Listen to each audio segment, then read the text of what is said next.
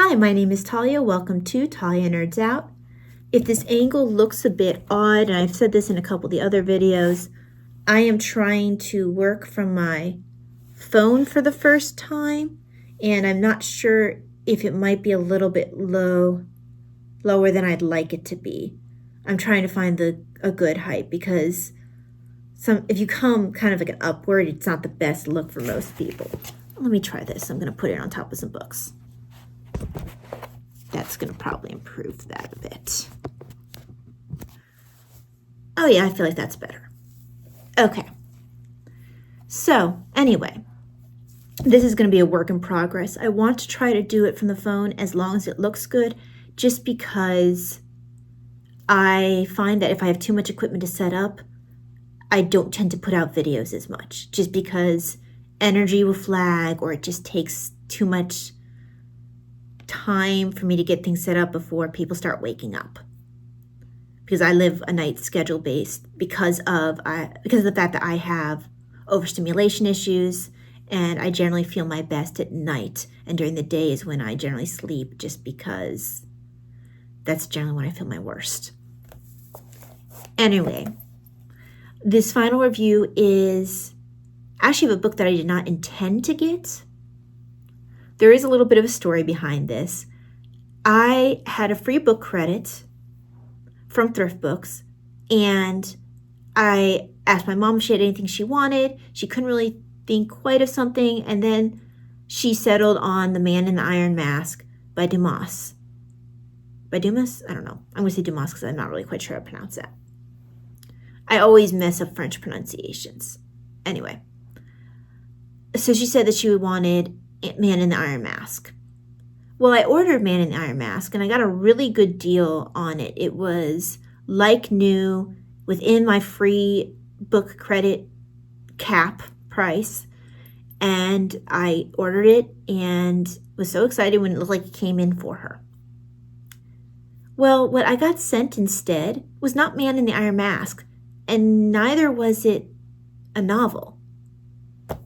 I received the Three Musketeers graphic novel put out by Marvel comic books. And yeah, not at all what I ordered or, wanted to use my free book credit on. So I contacted Thrift Books, said, hey, can we work something out? This wasn't what I wanted. It's not even close. I mean, it's got the same author, but that's about it. And I guess, yeah, it's from the same series, but it's not the medium being a graphic novel versus a novel, not being the same title. It just really wasn't at all what I wanted.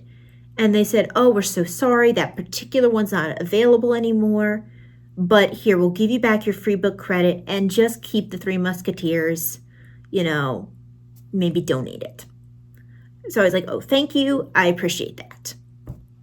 Now, spoiler, I'm not going to donate this because it actually is falling apart. It's coming off the cover, and I asked my dad, who has mended some of my books before, but he said, yeah, no, there's no way to mend this one, because with paperbacks, it's incredibly difficult to mend and keep them, intact, because, paper books aren't meant to be as durable as a hardcover. So, oh well, it didn't cost me anything. I'm a little sad I won't be able to pass this on, but it's going to be interesting going through it at the very least. I am not a fan of the Three Musketeers as a story. Just not really ever a story I've connected with. I know it's got the excitement in it. I find it hard to really sympathize with who I'm supposed to sympathize with. Actually, I find it hard to really sympathize strongly with anyone, because you have, and I know it's partially the culture of that court, but the queen whom you're supposed to be with the Musketeers, like on her side, the whole thing is like they're trying to hide her affair with really an enemy from England, So you got that aspect, which really there's treason as well as being unfaithful to her marriage vows. And so that's who you're supposed to be on the side of. But, I mean, you can't really be on the side of Richelieu either. Then it's like the Musketeers themselves aren't even completely free from those kind of intrigues. I think probably the one that I have the least issue with, and actually I think he's probably the one who's got the most interesting background, is, oh, hang on, I usually mix up their names, which is why I had to pull up.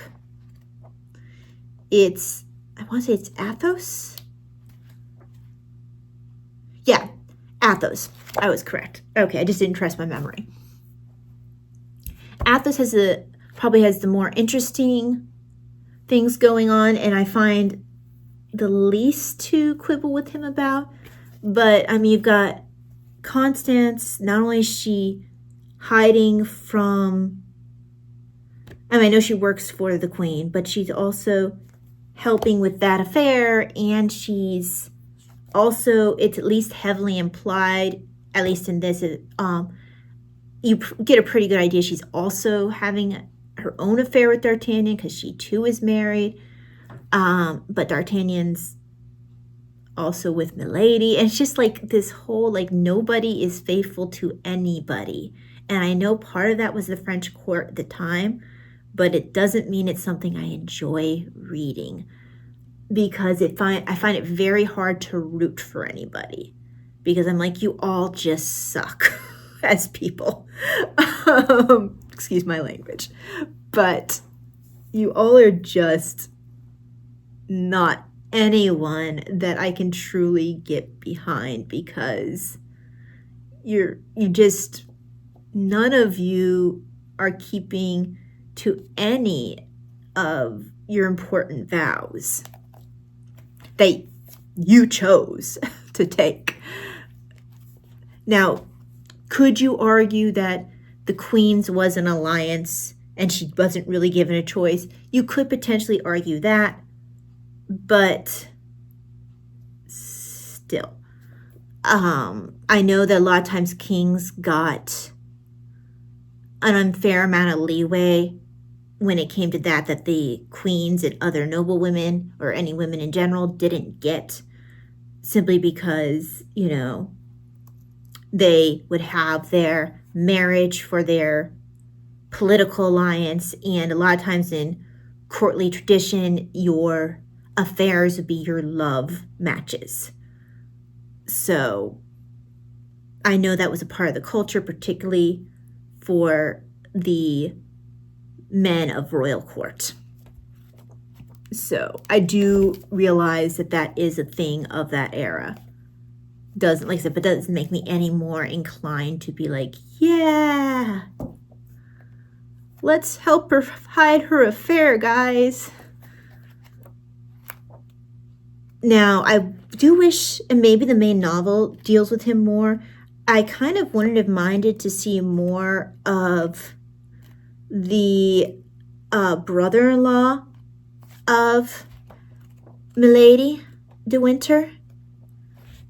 He seemed like he was kind of interesting, but I do understand at least why in this it wasn't touched too much. They had to pick and choose parts of the story, because from what I understand, the original novel, it has quite a lot more going on there. So they tried to boil things down to the main story plots. I do think that if this is a good way to go and introduce people who are not inclined to read the classics or read much at all other than something like a graphic novel, this is a good way to introduce them to the classics. My mom talked about, like, when she was teaching, she's a trained special educator, although she ended up using it to homeschool my sister, who does have developmental delays and other special needs. So that's where she ended up using her degree. But in her training, she says this would have been something that would have been very useful in something like a special ed class, where you might have maybe some difficulties with sitting and reading in a more classic novel format. And actually, the stated goal at the beginning of the introduction of the book is that they want this to be kind of a gateway into the novel itself. Oh, you're interested, you want to see more about the story, see what you're missing? Well, then maybe you should read the book. So I thought that was really great that that was their intended purpose in putting this out, not to be a replacement for the book, but kind of like a stepping stone. And apparently they also did Man in the Iron Mask. They actually put out Man in the Iron Mask before they did this, which is kind of odd. Why would you go out of order like that? But okay. I also like the fact that they provided a glossary in the back. And I can't open it too wide because this binding's not good.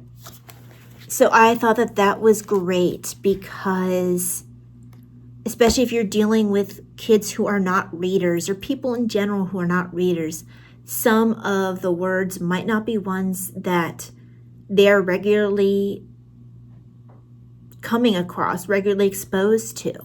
So I thought having a nice glossary in the back was very nice, very good. I think that for the most part, the artwork did much to make me want to read the story, even though this is not a story that I enjoy or I've really been interested in since I read it first. I think I read it in, those children illustrated classics. I think that's where my first exposure to the story was. And then I've watched the movie where you have the guy who played Bill Sikes and Oliver playing Athos. That's a version that I watched through Musketeers. And I thought he was a good Athos. But, so I thought that this was, considering the fact that I never had any desire to revisit this story, I thought this did a good job of making me go, oh, let me just continue this. I like the way they're presenting the story. Plus, I wanted to review it. But the only complaint that I have with the artwork isn't this. The artwork style is that because they did do what they're supposed to do, and this is a bonus, even though it leads to complaint, they kept with what feels like it's supposed to be the style of that era. But because they are trying to stay era accurate, sometimes it's hard to tell the characters apart because they all have similar facial hair, just like a similar style. So it can be difficult to tell who is who at times, especially when they're all together. So that was a bit of a downside to it. Now, they did try to have plenty of narration boxes, and dialogue bubbles so you can tell who is speaking. So usually any confusion was pretty quickly resolved, but that was somewhat of an issue, even though it was not one that remained an issue after, really paying attention. I also thought that the art was rather pretty to look at. I just want to see if this was who the artist was. Okay, so no, I don't recognize anyone who did the work on this. But I also wanted to see if it mentioned anything about digital art company. I'm pretty sure there had to have been some digital work on this because it's hard to find any within recent memory that don't have some level of digital touch-up at least. But the way they set up their comic panels, they do it in such a way that there is interest. It isn't just uniform, 3,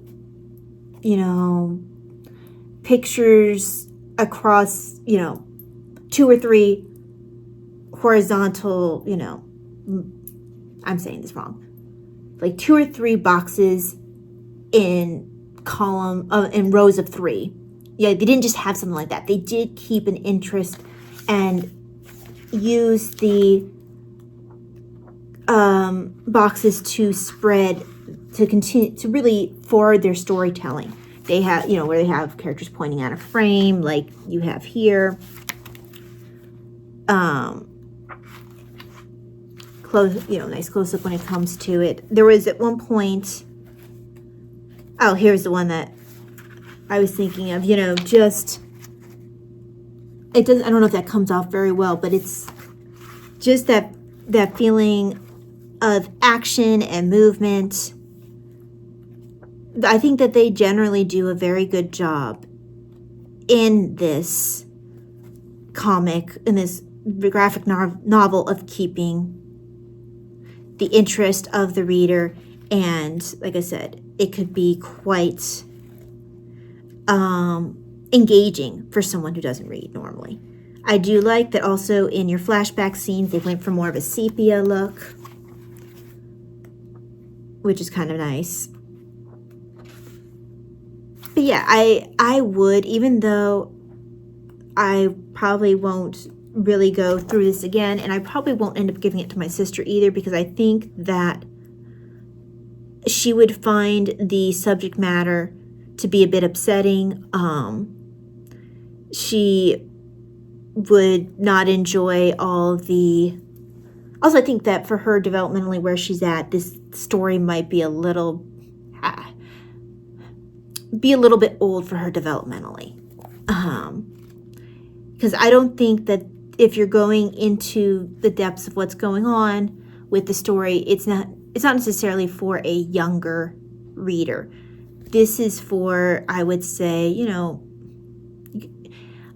an age-appropriate reader. So, like, think of, I don't know, 7th grade and above, but maybe a little bit older than 7th grade. I can't remember when, I'm not sure quite when they normally have a fully adult version of Three Musketeers read, because I did not choose to pursue Three Musketeers after I read a very sanitized version that was for kids. But this is not sanitized. It's, done in such a way that you can use the visual medium and not be, showing really inappropriate things, but things are, things are going on, kind of like in old movies where it's like, if you know that things are going on just behind the curtain, or you'll see someone waking up in bed together, that kind of thing. But it doesn't mean that that's appropriate for a younger reader. This is more appropriate for a reader who would normally read this kind of story, but maybe they're not a reader, or they have some sort of focus issue where this would be an easier medium for them. I feel like I'm kind of repeating myself now. I'm glad I read this. I did think it was interesting to see how they chose to tell the story. There were some panels that I really enjoyed. I did enjoy, I think this is a view of Athos, if I remember correctly. So there's some shots, for lack of a better term, that I really enjoyed, how the storytellers chose to take advantage of their medium to tell the story to its best advantage. So what do you think? Would this be how old do you think a kid should be for them to read a non-child's version of Three Musketeers? Do you think that are you of opinion that there should be an age limit, or when that age limit should be seen, like I said, for child's version, adult's version, or if there should also be an in-between point? So what are your thoughts in regards to Three Musketeers? And would this be something that you would see as being good for a reader in your life? Either someone who is, like I said, not a reader, but a graphic novel they would pick up any day, or maybe someone who has difficulty focusing. Anyway, look forward to hearing your thoughts. Hope that you have a very blessed day, and I will see you again next time. God bless. Bye.